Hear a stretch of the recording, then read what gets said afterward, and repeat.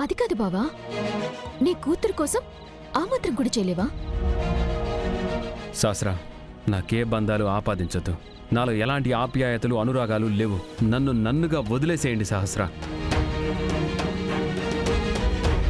నాకు నేను ఒక్కడే.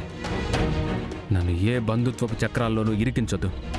అలా మాట్లాడతావేంటి బావా? నా మెళ్ళో ఈ తాళి ఉన్నంత వరకు నువ్వే నా భర్తవి, నేను నీ భార్యని. సిరి మన కూతురు అని నువ్వనుకున్నంత మాత్రాన అన్నీ నువ్వనుకున్నట్టే అయిపోవు. ఏంటి బావా ఆ మాటకు అర్థమేంటి? నేను నీ భార్యని కాదు, సిరి మన కూతురు కాదు అంటావా? నేను నీకు సమాధానం చెప్పలేను. చెప్పాలి బావా. నా మెడలో ఈ తాళిని కట్టింది నువ్వే, సిరి పుట్టుకకు కారణం నువ్వే. ఇప్పుడు నీకేం సంబంధం లేనట్టు, నీకేం తెలియనట్టు మాట్లాడితే ఎలా?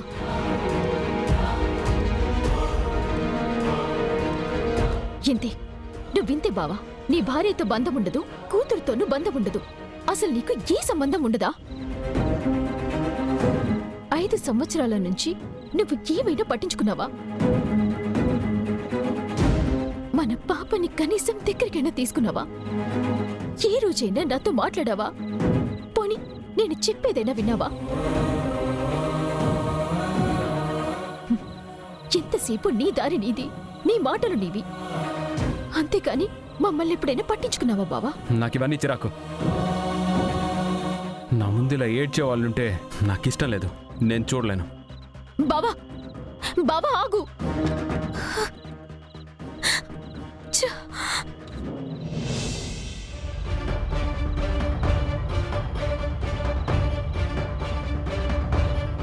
గడిచిన ఇన్ని సంవత్సరాల్లో విహారిలో కొంచెం కూడా మార్పు రాలేదు. ఆ లక్ష్మి కూతురి విషయంలో వాడు దాని మీద ఎలాంటి ప్రేమ చూపించడం లేదు. నాకు కూడా ఇదే కావాలి. ఆ లక్ష్మి కూతుర్ని వాడు రోజు రోజుకి ఇంకా ఎక్కువగా అసహించుకోవాలి. కానీ నా కూతురుతో మాత్రం బాగానే ఉండాలి. విహారిగాడు సహస్రతో బాగా ఉండేలాగా నేను చేస్తాను.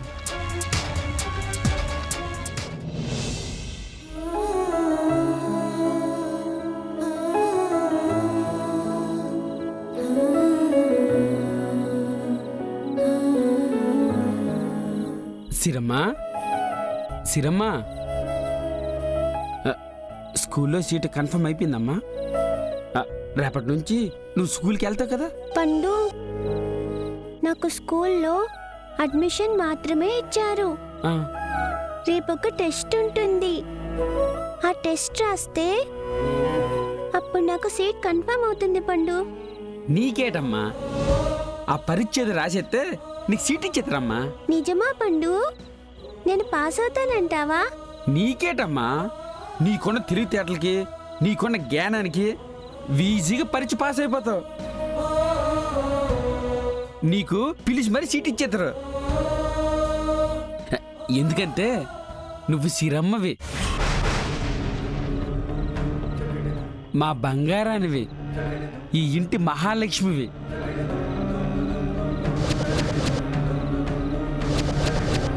రే పండు,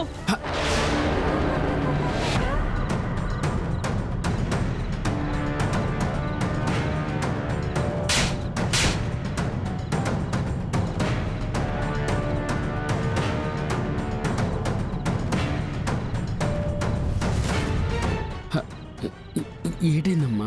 ఇప్పుడు నువ్వేమన్నావురా? అదే అదే పద్దు, పండుని ఎందుకు కొట్టావు? వాడు ఈ ఇంట్లో వినకూడని మాట అన్నాడు, అందుకే కొట్టాను.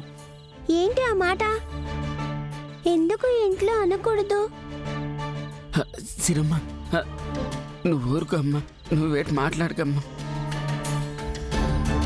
ఇంకొక్కసారి ఆ మాట నా చెవిన పడింది అంటే ఈసారి చెంపు చెల్లు మనదిరా. నువ్వింటి నుంచి బయటికి పోతావు.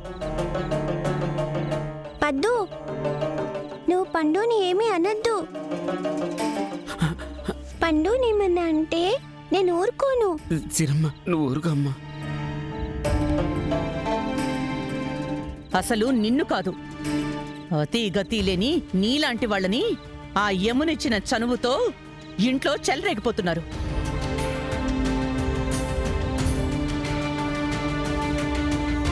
మీలాంటి వాళ్ళకి పెత్తనం ఇవ్వడం ఆవిడ గారికి అలవాటే కదా. పద్దు, మా నాన్నేమనద్దు. ఏ సిరి,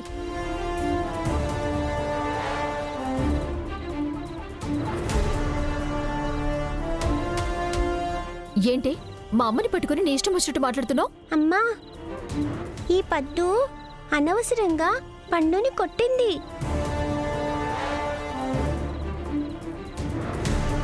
కొట్టడమే కాకుండా మా నాన్నని కూడా తిట్టింది. సిరి, ముందు నువ్వు మా అమ్మని గౌరవంగా పిలవటం నేర్చుకో. ముందు ఈమె చేత పండుకి సారీ చెప్పించు.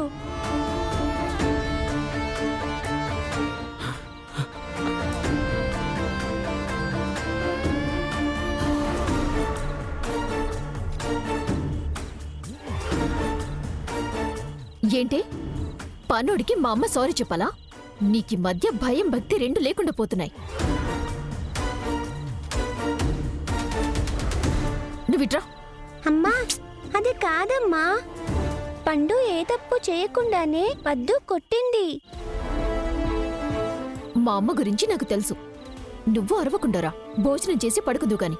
అమ్మా, నాకు రోజు అన్నం పెట్టేది పండునే కదా.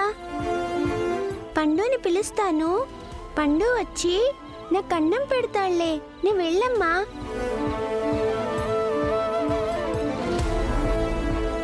ఏంటే పండు పెట్టేది? నీకీ ఇంట్లో వాళ్ళకంటే పనుళ్లే ఎక్కువైపోయారా?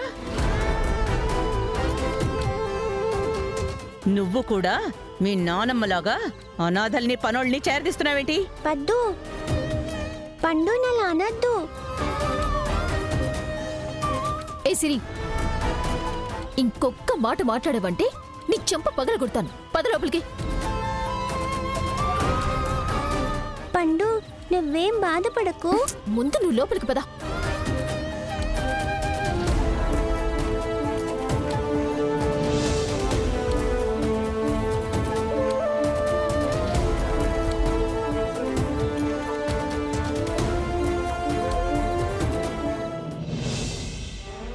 నేను అనాథనేటమ్మా. నాకు ఒక చెల్లి ఉంది, తన పేరు లక్ష్మి. నా చెల్లి నన్ను వదిలేసి దూరం గెలిపిందంతే. నేను అనాథని కాదమ్మా, నేను అనాథని కాదు. నా చెల్లి తిరిగి వస్తుంది.